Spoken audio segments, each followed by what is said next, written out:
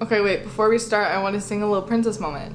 Okay. I look once more, just around the river bend, beyond the shore, somewhere past the sea, don't know what for. Why do all my dreams extend just around the river bend, just around the river bend? Why is that How Far I'll Go, but different words? I didn't even realize. Okay, anyway, hi.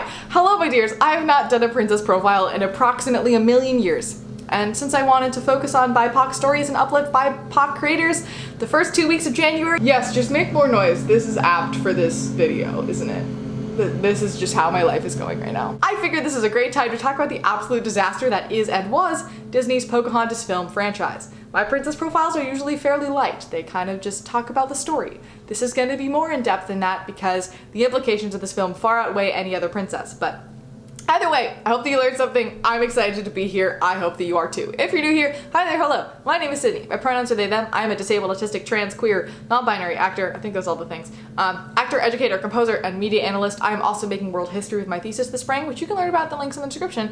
And I have a series on my channel called Autistic Princess Profiles, where we analyze Disney princesses through a neurodiverse lens, so that we can see different types of autistic representation than your traditional cishet white boy who likes trains, because that's kind of all we see in media today.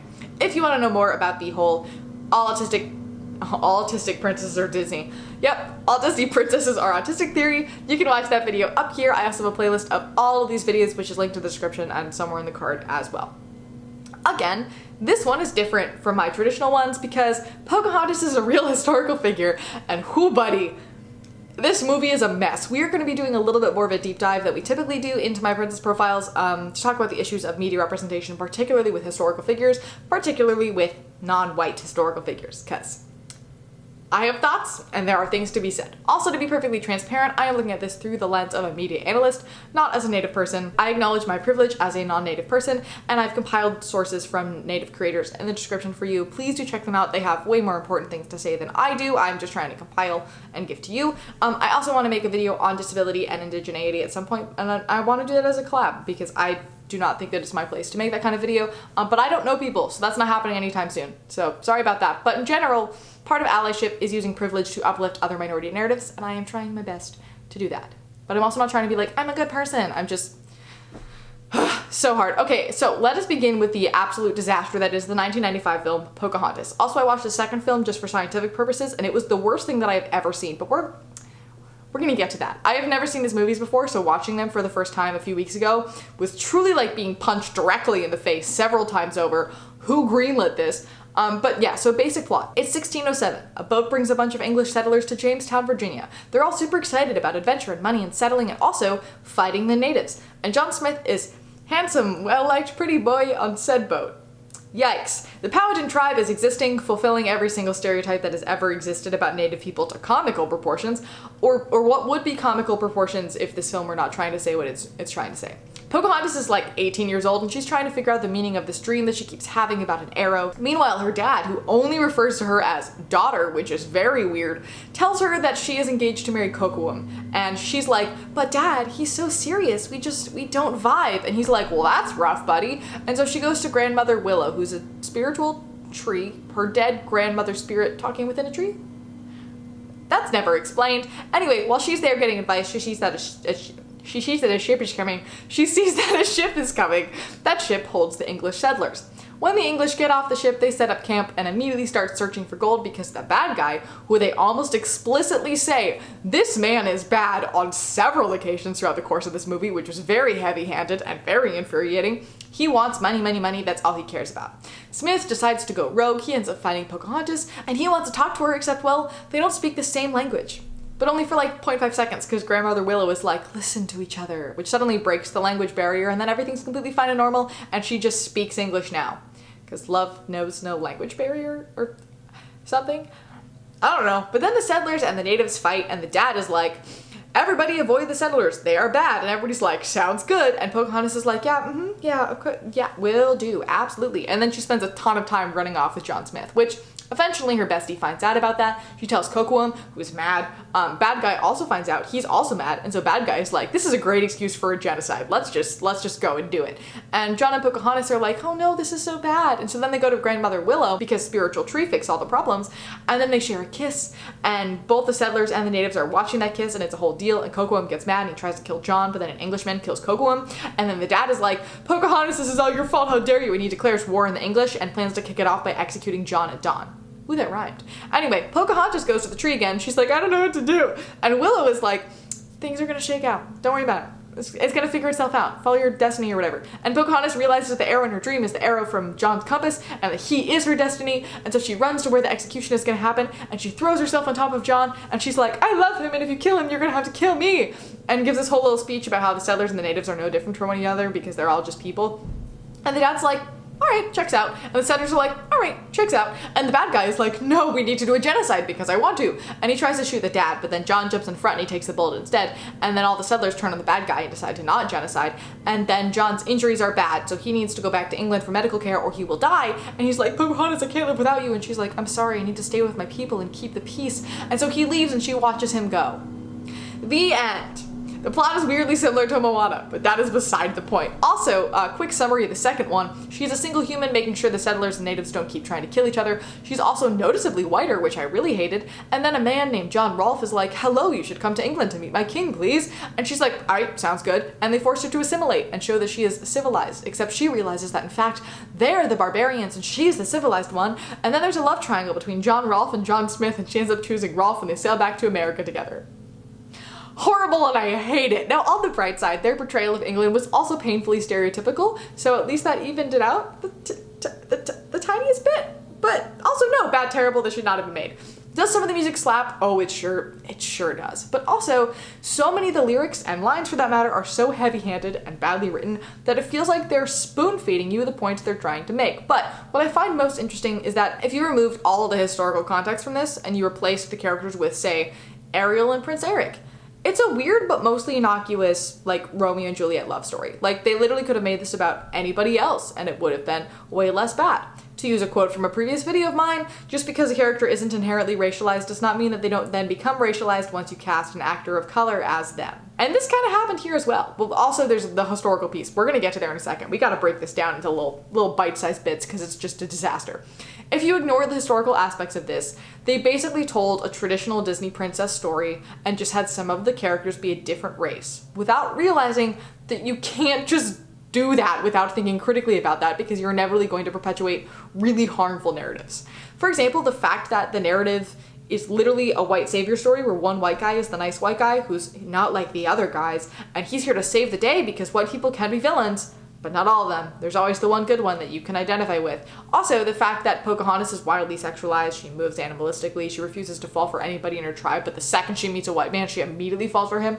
Also, she talks to animals and the spirits of rocks and trees, which, like, on some level, other Disney princesses kind of do, but within this context, it hits different. But yeah, fun story. The guy who created the idea for the film, Mike Gabriel, brainstormed it over Thanksgiving weekend, which red flag on its own, to be honest. But initial intentions were good. They thought about using a lot of the native language. They wanted to make it culturally more accurate, and it was going to be maybe halfway decent. But then the head of the studio, Jeffrey Katzenberg, decided that what he really wanted was he wanted Disney's next film to win Best Picture, so he decided to turn it into a romantic epic in line with Beauty and the Beast, which, fine.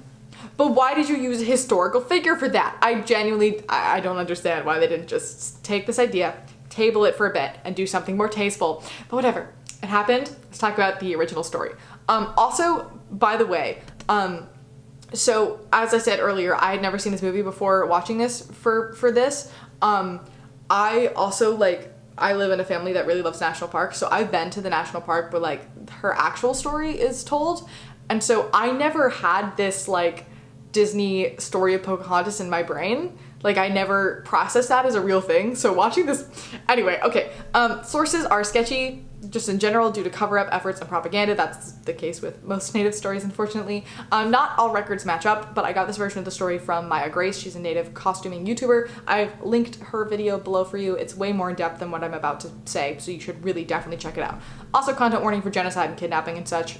I think you probably could have guessed that, but warning for you anyway. So first of all, Pocahontas was actually a cutesy nickname. She was born as Amanut, and she was known to most people as Matoaka, and she was the daughter of the Powhatan chief. The settlers came to her land when she was 11 years old, and the natives chose to be cordial to the settlers because, like, you know, getting murdered is not ideal, and they didn't want to do that. So they were like, we'll just be nice to them and this is all fine. But once they stopped feeding those settlers out of the goodness of their hearts, the settlers began to attack them. And I won't go into detail about this, but please know that the early settlers sent here were the absolute worst and most heinous criminals in England, and were therefore banished to the colonies because England didn't want to have them anymore. So it wasn't just regular crime. Bad. Anyway, John Smith was also a very much bad person. He was 27 years old when he landed in Jamestown, and the young princess saved me from a ritual where they were going to sacrifice me, completely made up. None of the tribes in the region had any sort of ceremony like that, or one that could be somehow construed or categorized as something like that. And the story only actually appeared from John Smith after Pocahontas had become famous in England because he wanted to cash in on her fame to make himself look good. So she probably never saw him, and he probably never saw her. Pocahontas did marry Kocoum, and they had a son together, and since there's no political power to be gained from that marriage, all context clues are pointing towards the fact that they were genuinely in love, and they married voluntarily, so the movie really did him dirty. And just a few years later, she was kidnapped, and they killed her husband, and they baptized her, and they changed her name to Rebecca, and they forced her to marry John Rolfe, who then took her to England to basically go to the Queen and King and go, hey, you should keep sending settlers to the land because we natives love having them here. And she also had a son with Rolfe, which, yeah, and then she died in London at the age of 21, and it's recorded as smallpox, but it's very likely that she was poisoned based on the circumstances of her death. Obviously, she also did not give a big speech stopping the genocide of Native peoples. We should know enough about American history at this point to know that that is very much not the case. And that is why this movie sits so terribly with me, and hopefully with everybody else as well, because gauging based on the messages that y'all sent me in response to my Insta stories that I posted while watching these movies, you also feel gross about it at this point, because it's so clearly propaganda. It is clearly trying to further the narrative of, yes, the natives and the settlers disagreed sometimes, but they figured it out and all was well. And that we just keep shoving into our children through the whole Squanto and the Pilgrim situation. It also perpetuates the pervasive idea that Native women are beautiful and tragic savage women with high libidos that are willing to give up absolutely everything for a man, which is very gross and wrong and bad and so victim blamey, but like on a massive scale. And I hate it. But my biggest question is, if they wanted to share a story like this, why did they do it with a historical figure? Was it to make the story seem more legit? Was it a conscious marketing choice? Because when I review films with bad disability representation, I often get people being like, chill out, it's not a documentary, you're being so overdramatic, whatever. And I often have to explain, like, fiction informs the way we see people and the world around us just as much as documentaries do, if not more, because humans typically consume more fiction than nonfiction. And in this case, what was their aim in making it a historical figure? Was it to further blur that line? And also, especially, I forgot to write this in my script, but I was thinking about it when I was thinking about this video. This was made for children who have the most moldable minds, who are learning the most about the world from the media that they take in.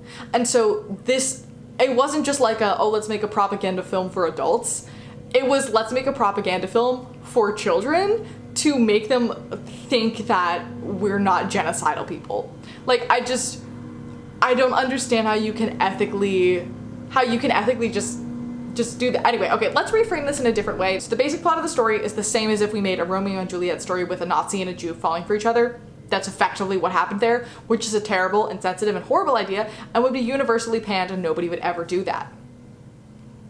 Except for that UK theater that fully intended to do that just a few months ago, but they scrapped the project, so that's good. That was a disaster. I'll link articles about that in the description. But in general, I think we all know that doing a Romeo and Juliet story between a Nazi and a Jew would be gross and feel weird and also bad. Now imagine that was a Disney movie where the Nazi and the Jew fell in love and they stopped World War II because they loved each other. Great, bad. But if we're gonna be accurate to how Pocahontas is portrayed, imagine that it's a Disney movie where a Nazi and an aged up and sexualized Anne Frank fall in love and stop the war with their love. Bad. Why did it? No. Who said this was okay? But what I also find interesting is how Moana came about 20 years later and tried to fix a lot of these mistakes. And yet they still smushed a bunch of cultures together to create one big massive culture, still made specific characters and events specifically geared towards profit, and the plot is eerily similar, and all the metaphors are eerily similar. And I will say that stories of somebody connecting to their past and their ancestors in order to find where they fit into the world are very important narratives for everybody. I mean, we don't see them enough, but they also really only exist in the Disney world in non-white coming-of-age Disney films, which is an interesting choice. And I want to believe that the intentions were better for Moana. I think that they definitely were. The cast and the crew was really diverse, but again, the general production was overseen by 2 white guys. And as somebody who has worked in disability consultancy, having minority advisors on a project does not mean that it's a minority story. Though this was more integrated, I still have a lot of questions and concerns about that, because when it comes to the bottom line, Disney wants as much money as possible. And when it comes to the world of arts and media right now, unfortunately, and I hate to say this, diversity is the new trend. People want to support diverse cast and crews and stories, and so if you have a bunch of diversity in yours and you advertise that a lot, you are guaranteed to make a lot of money. It's sad, but it is true. And I'm not saying that Moana isn't infinitely better than Pocahontas on every single level, because it very much is, and the music is great, and I love it, but I also think that it's important that we still continue to look at representation of minority groups through this critical lens of why are we doing this? What is the purpose of doing this? And what impact is it having on people? Also, Disney, when you're ready for your artistic, queer, disabled Disney princess, do let me know. I'm ready whenever. My Disney princess impressions are so good. Let's do it. Call me up. But anyway, let's look at the autism of the character, because that is the reason that we all came here today. But that being said, autism as a category is a very white and Eurocentric idea that in other cultures looks completely different because it's directly related to social surroundings. But I firmly believe that Pocahontas is just a white character that they wrote to be white, changed the skin tone, went, yay, we made a diverse princess, and completely called it a day. So I think that we're safe using Eurocentric norms here. I just wanted to point that out for other situations, I guess. Obviously, she has the very stereotypical princess personality trait of being smart, quick-witted, and a go-getter who doesn't totally fit into social norms, but at the same time, people can't get too mad at her because she's a generic, kind human who happens to be friends with anything and everything, even random animals that we bring up in every single video. She's also very trusting, and she falls for people easily, as we see in both films. She's weirdly well-spoken for her age, and that's commented on pretty regularly. She's also not like other girls. That's also commented on pretty regularly. She moves atypically. She wanders off all the time. She doesn't realize when she's supposed to be afraid, instead reacting to things with curiosity. She speaks in metaphors of colors and tastes and stuff, as we see in Colors of the Wind. And she would much rather be in nature and hanging out with animals than hanging out with lots of people. Pocahontas is also very stubborn, strong-willed. She knows a lot about what's right and what is wrong, even if other people don't quite understand. And I want to say that she's good with languages, but I think that's more the fact that the tree that she's friends with is magic. But I'm still really confused about the logistics of that scene. Anyway, I'm gonna include some links of disability and indigeneity in the description below. Please check them out. You're welcome to like, comment, subscribe, whatever brings you joy, but no pressure. Let me know what princess you want me to analyze next. Let me know how angry Pocahontas makes you, because it makes me mad. Yeah, I always love your opinions. I always love to hear what you have to say. As always, thank you for listening. Thank you for learning. Remember, it's never too late to start over. I look forward to seeing you in the next one.